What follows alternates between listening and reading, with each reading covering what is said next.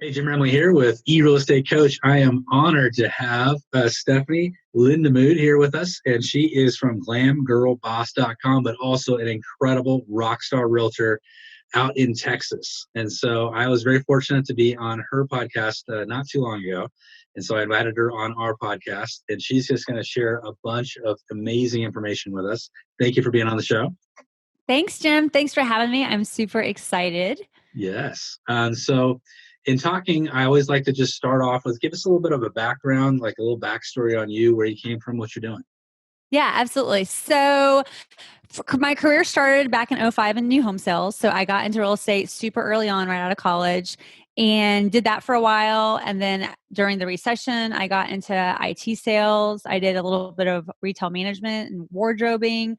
And then ultimately knew I wanted to get back into real estate. And so I got my license back in 2013, got on this side of real estate in 2014, and haven't looked back since. So now what I do is I specifically specialize as a listing agent. So some people might think it sounds really weird. I've actually never worked with a buyer. Love I've it. never shown property. I've never had an open house. I've never done any of that. So think of it like I'm a heart surgeon versus just a general practitioner, if you will, right? So in Really? real estate, a lot of times we think, oh, we have to do everything. But if you look at other careers and other professions, like my dad's a patent attorney. He Mhm. never has practiced like regular law or divorce law or anything like that, right? Right. He knew from the get go he wanted to be specialized. So that's what I do. That's what I specialize in. And then I've got a podcast and branding and all that around that. So it's I kind of a love it. lot, but I So love you, it. when we talked last time, and I was on your show, we got to talking about success, of course, and you've had so much success as being a massively strong listing agent.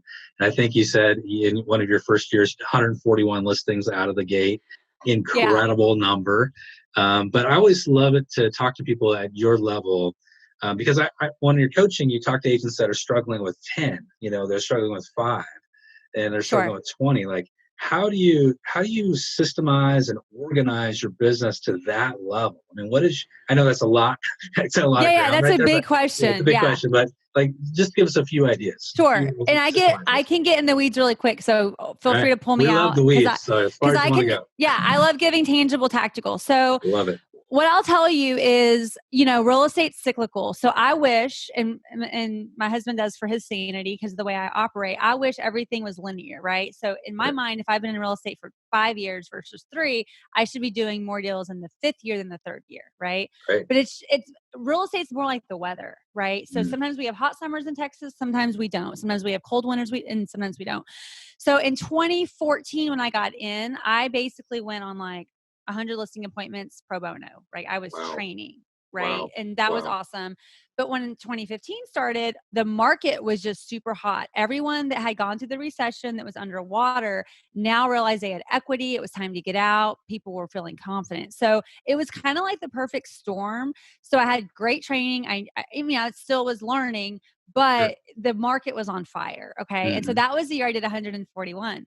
So Wow. in March, right, it was my first time I had ever done like over 25 listings in a month. And I Hmm. was like, how am I going to do this? Because even though, yes, we have technology, I was still handwriting contracts and I was Sure. still doing a lot of that by hand. And so what Hmm. I came up with was like, the first thing that needs to happen is we have to go paperless. Like I Yeah. cannot be coming home. What would happen was I'd go to a listing appointment. A listing appointment for me is about 2 hours long by the time you tour and do everything, Sure. talk to the client, have them sign paperwork. And so basically I would get home and then what would I do? I would scan every file to my office because the way Wow. we're segmented out, I focused on the sales side and then I would communicate everything to my team and then they would help me from an administrative standpoint. So I was Sure. up till 10, 11 o'clock at night, just scanning files, sending emails, letting my stager know X, letting my photographer know Y, letting my transaction manager know these little idiosyncrasies about the house or the Yeah. client. So it got to a point where it was like, okay, how do we make this paperless so that when I leave my goal was when I leave the listing, everybody has what they need. It's done. They don't have to Yeah. wait on me to get home, nothing. So basically I started about a 12 to 18-month process Hmm. of research with technology and just figuring out what needs to happen to start this process. So one of those things was just getting the contract documents Hmm. into an electronic signature software system, which probably sounds pretty normal, but in real estate, it's not. We don't have a lot of systems and standards other than just our MLS compliance, if you will. Right. So for us, I think the tool at the time was Loop, and that's Hmm. mainly because I'm a Keller Williams agent. That I think at the time that was what they mainly used. You can Yeah. use DocuSign, you can use Zip Forms, you can use it, whatever you choose. But Hmm. we really got it where it was in Dialed. electronic. And at Yeah. first, my clients, I thought, would they like that? Because Right. I was comfortable presenting the contract to them like I did new home sales, belly to belly with the paper, line And by hand line, it to going them. through everything. Yeah. And I thought at first if they would be like, even if I sat there with them and did in-person signing, Hmm. would they like that approach? Especially my older clients that maybe felt more comfortable with paper. Yeah. Frankly, everybody loved it. They were like, I don't have to write my signature. Like for them, it was great because when I would leave, I couldn't make a copy for them. So Right. actually, when I leave now, I just tell them, look, as soon as you're done signing, and I sit there while they sign, and kind of go through the high points with them. But I just say, look, you're getting a copy of everything. So if you can't sleep tonight, believe me, this will help you. But you can go Right. word for word through everything. But I go over the high points. But that was one of the first things I did was going paperless. And then I started working on automation and workflows using a tool called Zapier. I call it Zapier, but it's called Zapier. And using what's called Zaps, where you Yeah. can really start triggering your workflows. So, like, give you an example. If someone calls me and I set up a listing appointment for them, Sure. I will pull up an electronic form, and I use Jotform. I'll pull up an electronic form, put in their contact information, the address, date of the listing appointment, that kind of stuff. Hmm. And then as soon as I hit submit, it will send off a series of events. It will send the client a calendar invite. It will send them a pre-written email from me that tells them what to expect during the listing appointment, what to have ready for me. It will send a text message to them confirming from my cell phone number, so they have my contact in their phone Wow. again. And Wow. then same thing when I have a listing appointment. It creates a Trello card for me. Mm-hmm. So it allows me to really tie in. So like if someone says to me, hey, how many listing appointments did you have last month? Mm-hmm. I don't have to go off memory. I go to my spreadsheet because it logged every single appointment. So there's a million things you can do with it, which is Mm-hmm. great and bad. Yeah. But if you just focus on what is bogging you down in your business and Mm-hmm. figuring out how to piece by piece start automating or making those things paperless, it will Yeah. save you a lot of time. So to answer So, your question, that's how, that's one of the areas. The other area was time blocking, right? Is figuring yeah. out your daily and weekly schedule of what needs to happen when. And what I will tell you, just in managing the load of that many clients, Mm-hmm. you have to, in my opinion, you have to have some standards and processes. So like one standard for me has always been, I always go active with my clients on Fridays. Mm-hmm. Really, there's no exception for that. Sometimes we'll go active on a Thursday if we have like over 7 or 8 going active on Friday, just for my Yeah. team for the workload, Right. or if it's a random holiday or something. But usually what we do is go active on Fridays. And the reason we do that is because it then helps time block our weekend. Okay, when do photos need to happen by? Mm-hmm. Versus when does the courier need to go out and deliver signs and lock boxes? Versus if everything's happening on random days, there's no consistency to the business. So Got you're it. calling sellers on Monday that are going active, then you're calling them on Friday. So I take Tuesdays off during the week. I know that Mm-hmm. sounds crazy in real estate. I actually take days off. I do not answer my phone. There is a message on there. I have an email autoresponder, and I work nights and weekends, right? Sure. My Sure. husband's in new home sales, so we're off during the week. But so then I have a set schedule. Like I call my sellers usually I call them on Tuesdays if we need a Mm-hmm. price reduce. And then I follow back up with them on Friday. Like today, today is Friday. I've already had my calls for Yep. anybody that needs to do a reset for the weekend, or like I have one listing that we needed to talk about some things for the weekend. That happens Friday morning. Mm-hmm. Versus me thinking, oh, I need to do this, I need to do that on random days. Sure. Everyone's kind of, and it's not a System. canned approach like cookie cutter. We Mm-hmm. will make exceptions if we need to, but Yeah. very rarely do we need to, because Right. studies show that listings that go active on a Friday have a higher likelihood of getting more traffic over the weekend because they're a fresh listing for the weekend, blah, Yep. blah, blah. And so we use a lot of that to our advantage on it makes sense for the client, it makes sense for the business. And then we can then have our vendors or our partners that we work with in line. So that helps as well, because otherwise getting up every day, real estate's already pretty reactive. So if Mm-hmm. we can be proactive and have certain things I do on certain days, then that helps organize the schedule as well. Yeah. Right. So let's dive into the weeds a little bit here. So Yeah. I wrote down 5 pieces of technology just really fast that you just blew out us right there. Fantastic, really. It's incredible. But for the agents that's just going, wow, she just laid out this incredible kind of tech suite that she's implementing.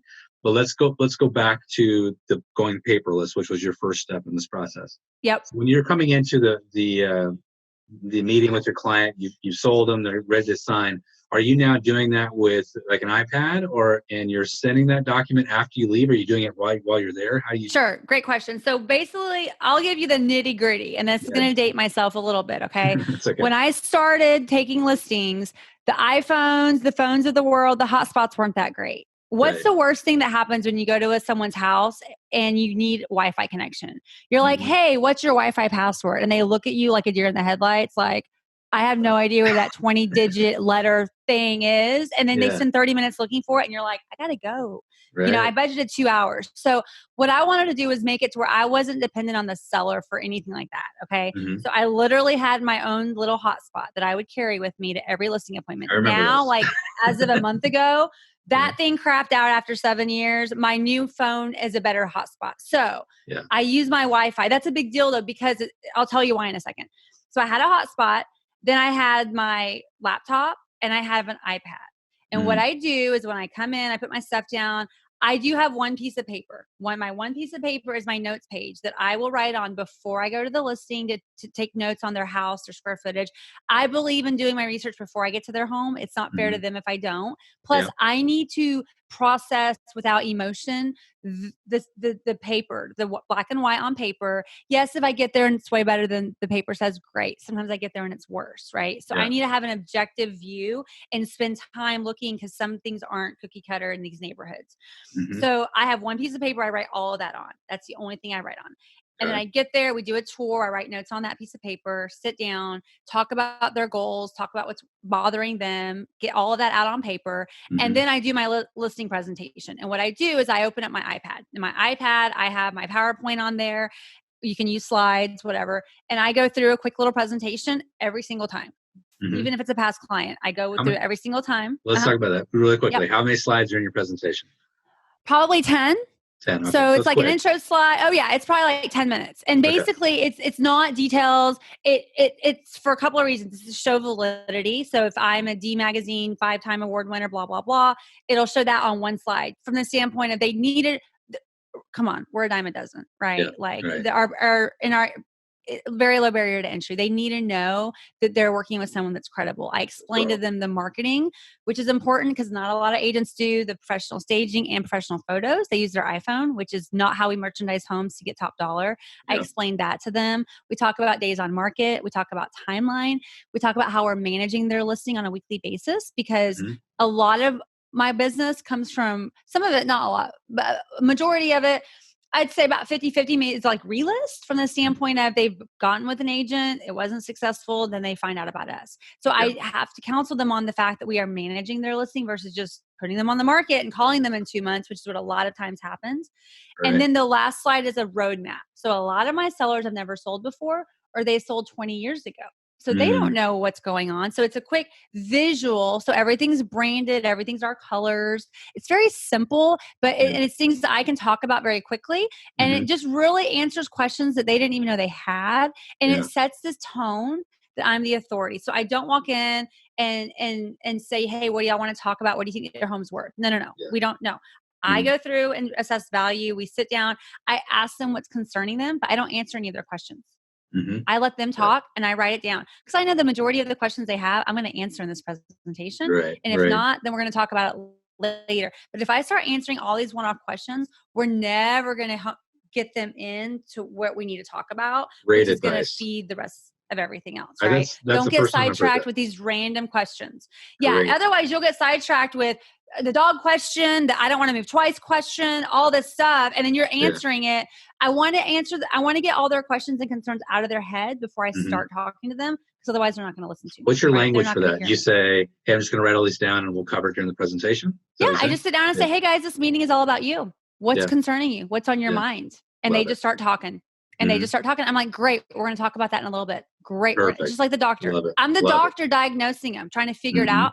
But the doctor's not going to tell them what's wrong right away. Right. So I want to know what's worrying them. I want to know what their situation is, because the wife's going to have one issue, which is usually, what do I do to get the house ready? Yeah. And then the husband's thinking about something else, like, what are we going to net on the house? And so Right. we're going to talk about all that. Great. These are normal, right? And if there's Mm-hmm. other stuff that's not normal, then we write that down and talk about that.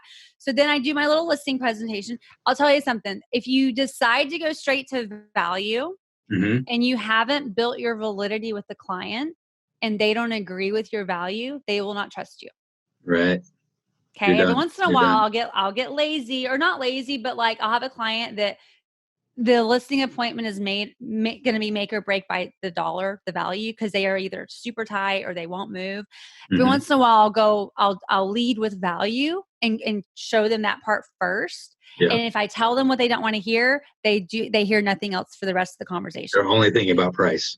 And they now have no idea if I know what I'm talking about, because Right. I've not then gone through a presentation to show them I'm prepared. Mm-hmm. I have a market, that builds validity. As every slide you go through, Mm-hmm. just like a doctor, if they're going through stuff on a board, even if they're not saying, I know what I'm saying, the fact that they have the knowledge to explain to you what this part does versus that is subconsciously building value in your mind, because you're like, oh, I didn't know that. So they must. It's credibility. You're building credibility, Exactly. credibility. So my biggest piece of advice is don't get lazy. Yeah. Still go, and that's why I still do it with past clients. Because with past clients, it's really easy to get familiar. It's easy to get a little bit more casual, and they still need to understand that you're the expert and you know what you're doing. Love it. So, but back to the DocuSign question. So you got through your PowerPoint, and then how do they sign? Great. So basically, I have my laptop. So when we go through comps and stuff, what I do is I give them my iPad and I say, look, everything you're going to see, I'm going to see on my laptop, but you guys hold this because it's easier. That way I'm not sitting over there 2 feet apart from them, right? So they have the iPad. They're looking at it on everything. When it gets to the signing part, everything is done on the laptop. And then I physically take my laptop to them. And I say, okay, it's time for Mark. It's time for you to sign. These are the key points of the things you're going to sign. The listing is going active on this date. Unless we need to change it, just call me. List price is set at this.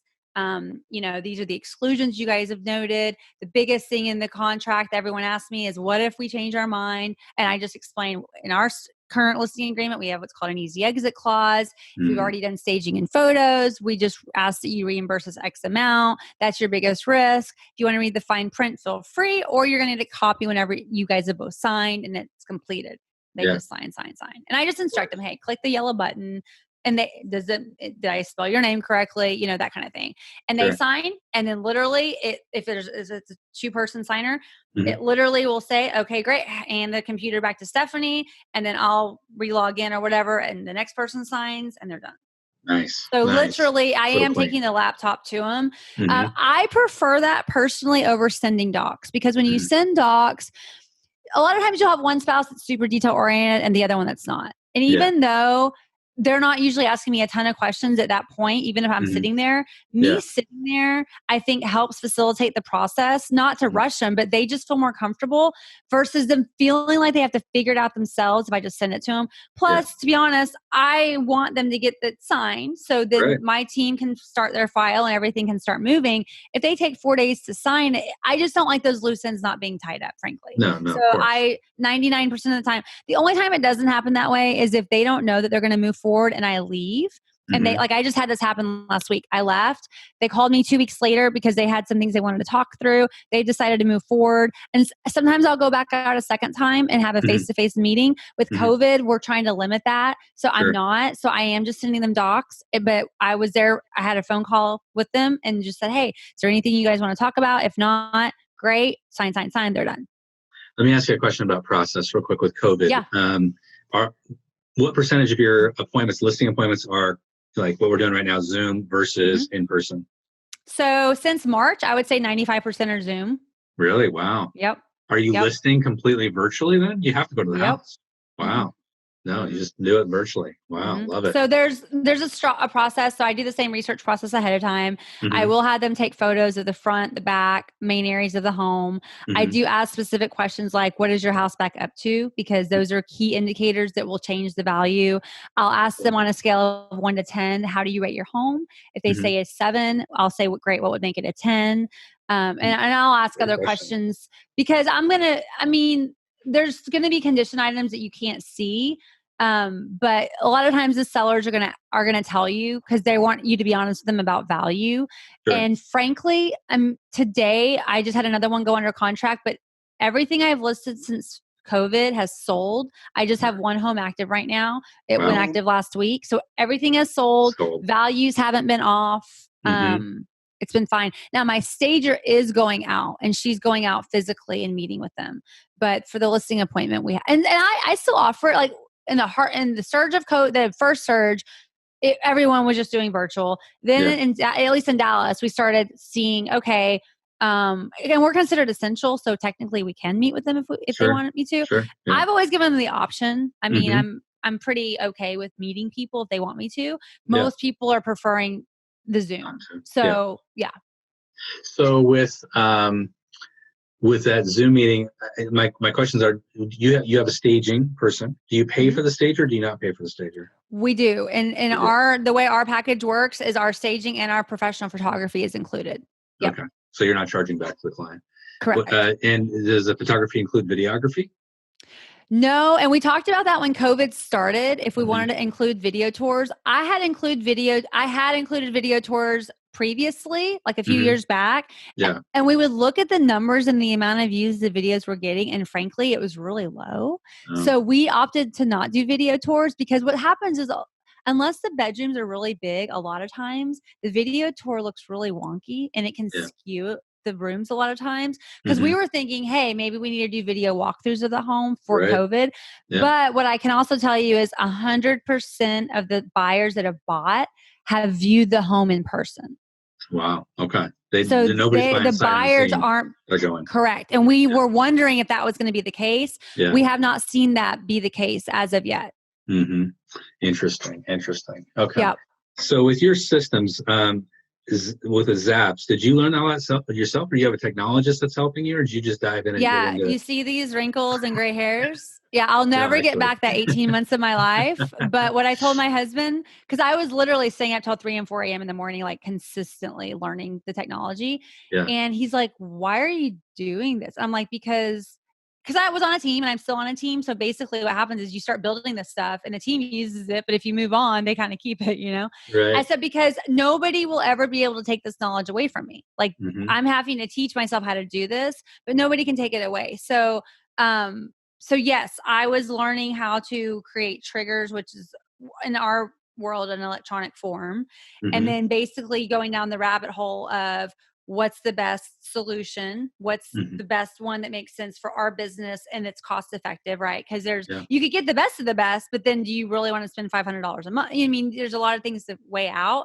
There's a lot of testing and trying things. And then it's based on that point in time. Like that point in time 5 years ago, that was the best technology, but has it changed, right? Right. So what I found is Jot Form's pretty stable. We use that for a lot of our intake forms because one thing I learned was when you read about technology and workflows, it all has to start with a trigger. Like something has to trigger the first domino to fall.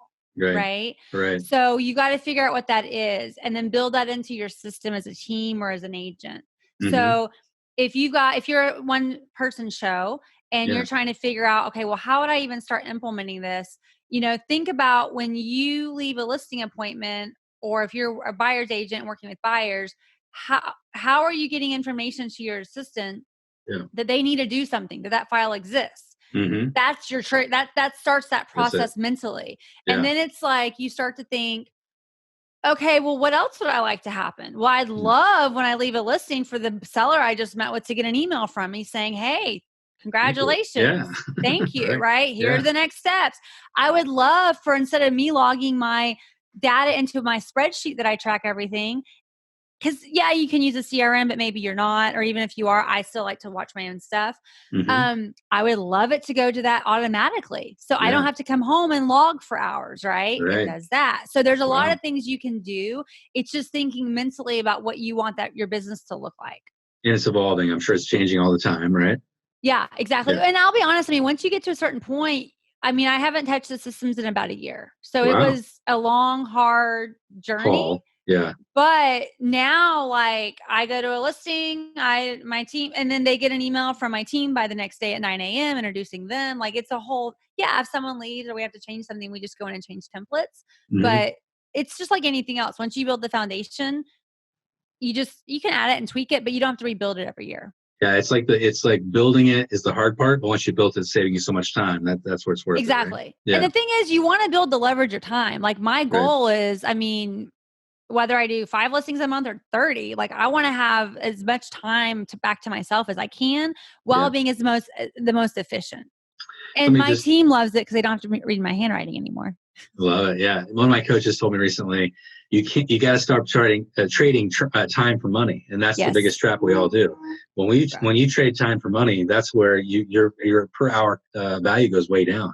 You And got the to find ways problem to in real leverage. estate, right? And the problem in real estate, a lot of times starting out at least, is people have more time than they do money. Exactly. Right. And then Yeah. they start to do everything themselves. And that's great. And there's a place for that. But if you want that life, I mean, the Growth. reason you get into real estate is to have flexibility, more income potential, all that. Yeah. You've got to figure out a way to leverage it. And sometimes that is spending time on the business and time in the business. And I feel like Hmm. a lot of people spend time selling, but Yeah. then they really don't know what to do in the business to kind of get their systems set up to where if they do more volume, they're not handcuffed to the laptop or their phone.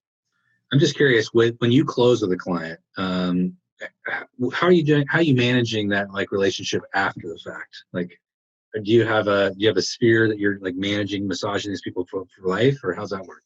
Great question. So that was one of my biggest concerns and thoughts before I started the Glam Girl Boss. Okay. Sure. And the reason I started the Glam Girl Boss was because think about when you go buy a house or a car. Do Hmm. you really care about interest rates or deals or things for Right. the first 1 to 3 years? No. So Yeah. I kept thinking, okay, how am I going to stay in touch with people in a meaningful way without, like, let's be honest, without sending them recipe cards and just kind Right. of the stuff that I feel Boring like is a stuff. little old school, right? It's Yeah. just not really effective. Hmm. People, I feel like, want to connect with you, right? As a Yeah. human to human. They want to see you on social. They want to know what your dog's names are. They want to know what you like to do on vacation. So Yeah. I created a blog called The Glam Girl Boss, and it's like a lifestyle blog. So a lot of my Love it. female clients will find it or they'll see me on social. And it's a way for, I've got clients that follow my keto journey or they follow, the fact that I have 4 dogs and I'm a crazy dog mom. But they remember that versus 80% of people say they will use their agent again and Mhm. 11% of people do. Right. And it's not because they don't like their agent. It's Right. because when their life changed and their situation changed and needed to buy a different home or sell, they just were around that new group of people because we all kind of come and go in each other's You phase lives. in, phase out. Yeah. And so what I do is I'm pretty active on social. I'm pretty active on LinkedIn. Like, I had a guy 3 months ago that I hadn't worked with in 5 years, 4 years, reach out and say, "Hey, Steph, we need to sell our house. I follow you on LinkedIn. I send all my reps to your page for branding, but like, we need, like, I didn't have to have an active, I'm going to send them a Christmas card and I'm going to send them a Thanksgiving card and I'm going to send them the, like, I was naturally showing up in the places that they were as people. Hmm. And then I was constantly talking about what I was doing in real estate. I was mixing in parts of my personality because, again, they don't care about interest rates when they just buy a house. They don't care about Right. the hottest new neighborhood if they love where they live. So I feel like you've got to talk about what you're doing, but in a way where the people that have bought from you are going to still be interested versus just, okay, set it and forget it. I'm going to send them a recipe card. I'm going to, Yeah. that kind of stuff. So So I when use social a lot. so social. So when you start interacting with somebody, you immediately friend them, follow them, and connect with them on LinkedIn? Is that, or do you? A lot How of do you times handle it? I will connect with them on LinkedIn. A lot of times I'll wait till after they close just Yeah. because, I'll let them organically find me as well. But Sure. I don't do a lot of being just super proactive and stalky because I just find that sometimes it can get weird. Like, I have thought about, like, okay, let's say you have someone's house for sale and they're kind of nervous and they go see you on vacation. Like, Yeah. what are they thinking? Right. And Right. so I'm kind of careful about who I seek out proactively before they close. If they want to friend me on Facebook, great. Hmm. LinkedIn's great. I do think that's a great tool because it's more on the professional level. But Sure. normally the people that want to find you on Instagram or Facebook will just by nature. hmm And so is that a part of your system then after close? After close, you do friend them? I honestly, I don't. I You don't have a don't. system per se where I They go and just seek follow, them they out. find you. Yeah. Yeah. Like Okay. usually what I do is I have a system when they close, we have a specific jot form that we close them out. They go to hmm my spreadsheet. I do put them on an email list. So I have access to their email. So if I do want to send out some kind of seasonal email or some kind of other notification, I can. And then hmm I can send them something via mail. Ideally, I guess I could load them into LinkedIn or into Facebook and friend them, but I Yeah. don't per You don't se do right that. now. So let's go into branding because you are a branding Yeah. expert and I want to get into the branding side of it with you. So when did you, or maybe you've done this your whole career, when did you embrace branding and what does that mean for you? What does it mean for your Yeah. clients? So I would say like back in 2011, I worked for a really big technology company and I hmm was like, I was a client rep and I was covering Minnesota, which was, 5 states north, 6 states north of me, and I'm in Dallas. And Yeah. I'm reaching out to these technology people and they're like, great, you're our third client rep this year. And it's like, oh, Right. geez, how am I going to connect with these people? Right. Yeah. So, and this is back in the day, right? Like, I think our phones still only called people, they didn't even text people. Wow. So, this is back in the day, right? So, Right. back then, I literally went in my formal dining room against the wall and I had my husband take a picture of me. And I used that picture as my LinkedIn profile. I used it as my email signature. And I don't even know if we had Facebook pages back then. So when I put that on my email signature, people were like, what are you doing? This is IT. Like, this is not real estate, Stephanie. This is not a glamour shot. And I was like, well, I'm reaching out to people that have no idea who I am. So Mm, I believe in putting a face to a name, right? So I had the same picture on my email signature that I did in my LinkedIn profile. And what I would do is I would have a strategy where I would try to connect with them on LinkedIn, right? And technology is way worse than real estate. Like these people do not want to talk to you unless they have yeah. to, right? So I'm reaching out to them on LinkedIn. I'm sending them an email. It's the same photo, made some progress, right? So I go to my Yeah. manager one day and I said, hey, because we would take business trips up to these cities and meet with the clients in person. But the Sure. majority of the business was done here, different states. So I went and sat in his office one day and he's like, okay, so we're talking about the business trip and blah, blah, blah. And I'm like, so I have 15 appointments scheduled for next week. And I just Wow. kept talking about my process and blah, blah, blah. And he's like, what? And I'm like, what do you mean? What? He's like, wait, how many appointments do you have? And I'm like, 15. And he goes, and I had like, I don't know, maybe 100 accounts and they were small accounts. And I'm Right. selling for this really big IT company. So it was really hard to match up services and products that work. He's like, how'd you get that many appointments? And I'm like, well, I have to have a certain amount of appointments to go for you guys to pay for me to have a business trip, right? And most of the reps were maybe meeting with 4 clients. And I Wow. was like, so I didn't know it was a big deal. Well, Yeah. apparently what I found was they were putting a face to a name with the LinkedIn messaging. They were hmm putting a face to a name with the email. Then I was saying, hey, I'm coming up to see you. This is when I can meet, blah, blah, blah. So Sure. I realized how much branding, what a big deal that was back then. And I was kind of like, even though it was an IT company, it was still kind of foreign to their process of using. Back then, it was like, why would I want to be on LinkedIn if I'm not looking for a job? Why do Right. I want to be on Twitter if I don't want to post what I had for lunch? Like, literally, I was teaching a class on why you need to be on Twitter and LinkedIn as a professional. And they hmm were hmm like, why would I want to do that? So we were breaking down those barriers back then. So Sure. branding to me has always been about building your authority, building who you are, because and with being digital now, honestly, it's the same thing as you would do face to face. But if you don't have an online brand, it's almost like a company not having a website. What do you Yeah. think if you look up a company and there's no website? Right. Right. What is your impression of them? Yeah. Zero. That they're not legit, There's nothing right? They there. Yeah. must Yeah. be Black super mom hole. and pop, Right. yeah. So I look at it and say, okay, I mean, Jeff Bezos says your personal brand is what people say about you when you're not in the room. So what do Mm. people say Love about it. you, Yeah. right?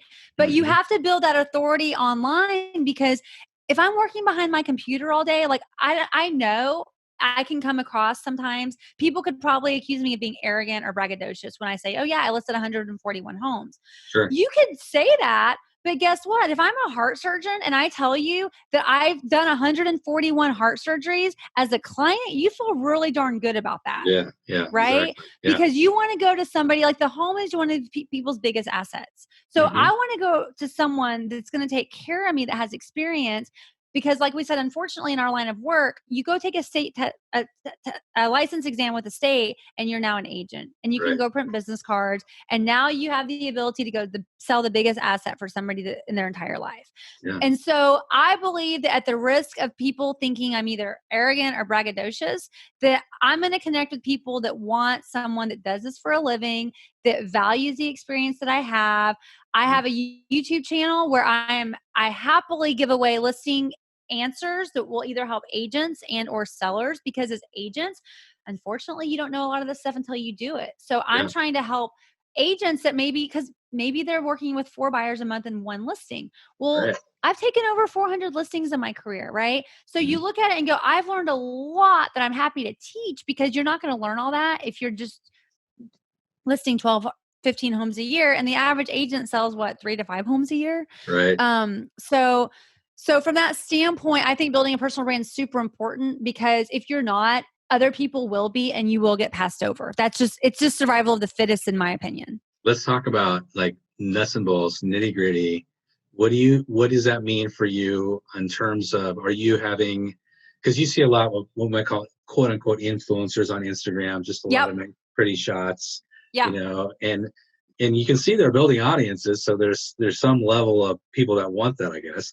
But what does that mean for you specifically? What are you posting and how are you building your brand?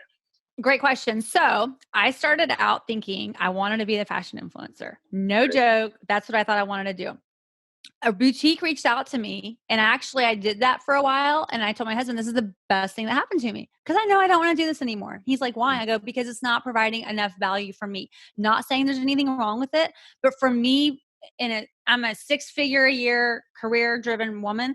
I want to do what I do well and create value for people. So I said, I want to build a brand. Yes, I want to create the pretty images, because let's be real, that's what people like on Instagram, right? That's what you got to have it all. You got to have the pretty pictures. You've got to have a good caption. You've got to have something that interests them, hooks them, a call to action. So what I try to do is mix my work stuff with the personal stuff, which for some people is really uncomfortable, because they've been told for so long, personal's personal and professional's professional.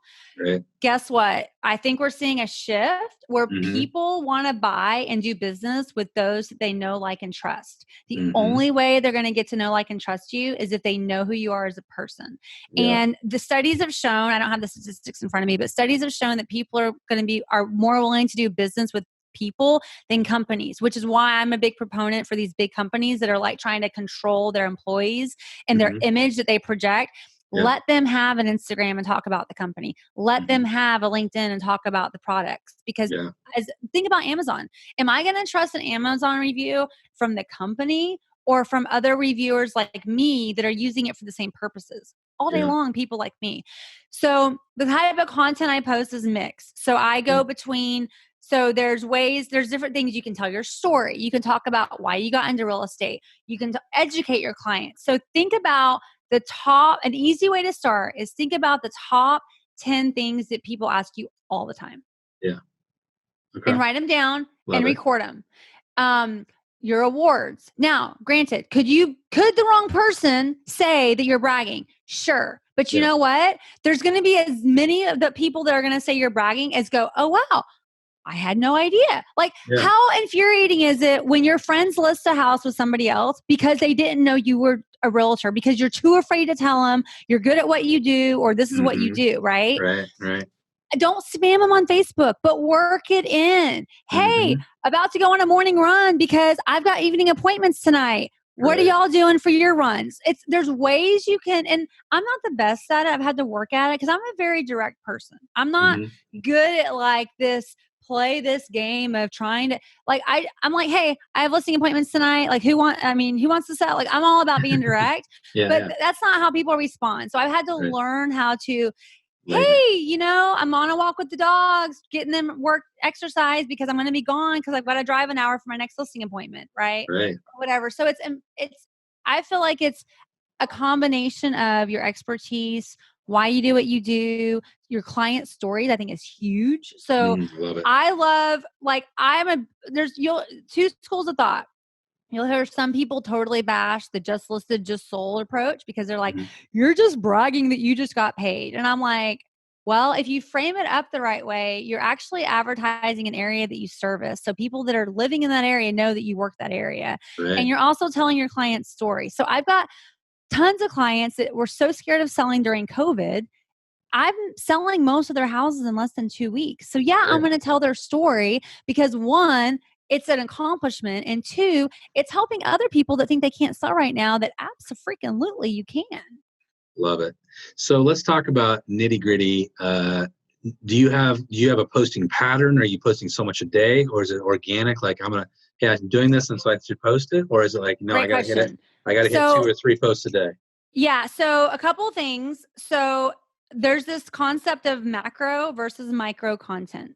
Okay. And if you only operate with micro content, my belief is you will always feel like you're chasing your tail as a content creator. And if you're a business owner, which we all are, even if you're an employee, you are now business owner of your personal brand, you will always feel like you're chasing your tail. So let me explain. Okay. Macro content would be a podcast, a blog, a YouTube channel, okay? Or even a video series if you do live streaming, okay? Okay. And then you take those concepts and you break them down. So let's say I have a podcast episode about personal branding, right? We talk about three main things, and then I can take content from that episode and break it down into micro posts. Got it. So I look at it, and it's been a journey for me as well, because my thought was I have to post on Instagram every single day. Yeah. Okay, well, there's a difference between Instagram likes and follows and actual business. So in my mind, there's the vanity metrics, which yes, you want to have above a certain amount of followers because you want to have validity. You want to try to get the swipe up feature. You want to be there. But that doesn't guarantee that you're going to get any business. Right. Okay. So you've got to, I feel like you have to have an approach where you lead with value driven content. So I have the Glam Life Real Estate podcast, which is all about delivering content, value driven content to my audience. Then I take those concepts and I break them down into smaller posts for my Instagram, for my LinkedIn, for my Facebook. I use a tool. I'll give you guys a secret. I use a tool called CoSchedule. It is a paid tool, but it'll change your life. I've worked with Hootsuite before. There's Buffer. There's all these other ones. I like CoSchedule, and for my Instagram, I like Later. Later will allow me to pre-build my Instagram and my Instagram stories, but I still post them manually. I do not do auto post. I still like to post those manually. But what I do is when I have a podcast episode come out, and I basically link my podcast to my blog. So if you take I do a podcast. It goes to my YouTube channel. It creates a blog post. I have a transcript, and then CoSchedule will link to WordPress, but you don't have to do that. But you can go into CoSchedule and create a social campaign. So let me give you an example. Okay. I did this morning. So last night I created some social media posts of property successes, right? And I need to get them out on LinkedIn and my Facebook page, but without annoying people. So I got into CoSchedule, started a social campaign, have a picture, have a caption for LinkedIn, and I create the same thing for Facebook page, but I have them going at different days, different times, and it will auto schedule all that for me. Love it. Does the same thing with my blog post. So I'll give you an example. When your podcast episode comes out on the Glam Life of Real Estate podcast, what's going to happen is you have about a 3-week schedule that I've already built. That is a template that you're going to be talked about on LinkedIn on certain days and certain graphics.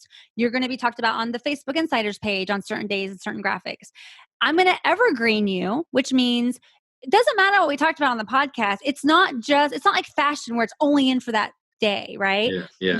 Your stuff is going to live. And that's the other beauty of, this is a long answer, but that's the other beauty of value-driven content. It's evergreen. It's not about interest rates and what the market's doing today. Now, granted, that is valuable, right? But in 2 weeks, it's out of date. The beauty about value-driven content is the way I tell you to stage your home today isn't going to change next year. The tips I give you on showing your home with animals is not going to change next year. So when you create value-driven content and you have a tool that will categorize it or your own scheduling or whatever, guess what? That stuff's going to go out next year. So when I walk in a room and people come up to me and go, I see you freaking everywhere. That's by design. It's taken Right. time and energy because you got to create enough content to get it out there. And then there's a concept where you can label it evergreen, and then it knows to push it out to certain places, certain amount of times a year, to where it's not seasonal. So then your episode will live not just past the week we do it, which is Right. so profound in my opinion when you're talking about creating content as a business owner. Because let's be real, nobody feels like they have the time to do it. No. So if you can No. create it in a manner where you can use it again and again and again, Beautiful. more power to you. Love it. Love So it. do I have a posting schedule? Do I post on Instagram every single day? No. I used to try to, but that's not necessary for my business to thrive. What I do require though is it's professional photos. So I do have professional photos shot of me probably once every 2 months, partially because I love it. And I love, the different branding and all that. And it's just, you don't have to. You could do one photo. I think you need to do a professional photo shoot probably once a year because people want to see you other than just a headshot. Right. And it's doing things you like. My Instagram aesthetic is very curated, right? Meaning that I'm very intentional about what I put on there. Stories, have fun. Stories, I show up with no makeup on all the time. I show up with my dogs. I show up on my day off. That's the real. More people are in stories than they are the actual feed nowadays. But the feed is there, again, to show the brand, to show what you're up to in a more curated fashion. But people are loving the feed. Or, I'm sorry, the stories. I kind of look at, the Facebook feeds and Instagram feed is almost like your old school website. Exactly. And the stories have become the actual social media. Exactly. Because that's actually what's happening, right? I mean, I think that's kind of what's happening, but that's really interesting. I totally agree. So co-schedule you use with LinkedIn and Facebook. Later's for, is it the same concept, but for Instagram? Yeah. So later is really cool because Instagram is so visual. Some people want to create a specific look with their feed. Yeah. I don't. As long as the picture looks good, I don't care what was before it or after it. Okay. Some people do. They want to create the same color scheme.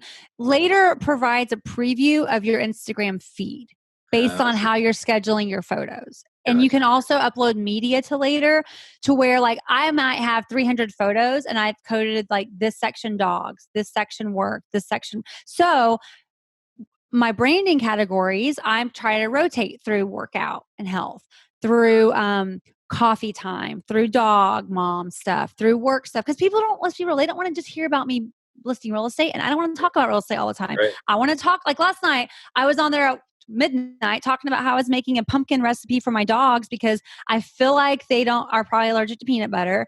I have this pumpkin because someone's had an upset stomach, this new recipe. Right. So I'll do stuff about dog stuff and I'll have more people comment about that than my freaking real estate. But I'm top of mind in real estate when they're looking for their agent. Right. Because I'm talking about other things that is important to them. But they wouldn't know I did that stuff. You have to kind of put yourself out there and you can't worry about it. I don't worry about how many people view my story. I don't worry about how many people like it. Because even if it's just one person that was value to, that's a win. Because again, it has to be about the value versus what am I going to get a sell from it?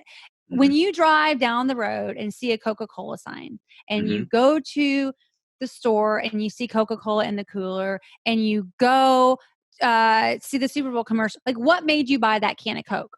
You probably don't have a clue. And that's with advertising. It's the continual overlay of marketing, right? You can't point to probably one thing that made you buy it, but you are aware of the brand because of all these different memory points. So in my mind, it's important. Like that's why I created the podcast. I wanted to create value, but I also wanted to create another way for people to get to know me and see me building my authority in mainly real estate, but we incorporate other topics just like you are. But it helps build your authority. It helps build who you are and what you want people to think of when they think of you as a professional. I love it. I love it. So I know you have a branding quiz. And my question for you is this a quiz that people can take on your website? Yeah. So exactly. So you can go to theglamgirlboss.com/branding quiz, or you can just go to the homepage and there's a section that says, what's your brand style? And it's just a fun, like some people branding is really new to them. So let's just take the example of a Keller Williams agent, right? Yeah. Or I work with a lot of builder partners. So like builder salespeople that work for a builder that, like, let's be real, they're locked into their logo, their color scheme. Sure. They don't really how do they brand themselves? What does that mean? Well, branding is personal. So Hmm. I may like gold and marble and that glam look, and somebody else may be rustic, or somebody else may be modern or minimal, and they don't even really know it. So the branding, Hmm. and this could be for guys too, but Yeah. the brand style quiz is really just about what's your brand style that you want to focus on. It doesn't have to be about what your company logo is or what your broker logo and colors are. Because a lot of people just default, like Keller Williams agents, a lot of them, including myself for a while, just use the red, black, and white and gray. Sure. There's nothing wrong with that. Hmm. But okay, if you leave one day, or if you just want to separate yourself from the other agents, what makes you unique? Like, what's Yeah. that memory point that when people think of you, it's like, oh, that's the girl that wears cowboy boots. I don't, but I mean, I do, but not for real estate. But like, or that's the Right. girl that, takes pictures with her dog for showings or whatever. Hmm. So it's a little quiz that you can just take. It's like 7 questions. It's free. And it just helps kind of guide you on your brand style. Because one thing about branding is you want to be consistent. You can have multiple categories, Yeah. but if you can create consistency within those categories, like let's give you an example. My color scheme, if you will, is like black, white, gold, bright pink, and leopard print.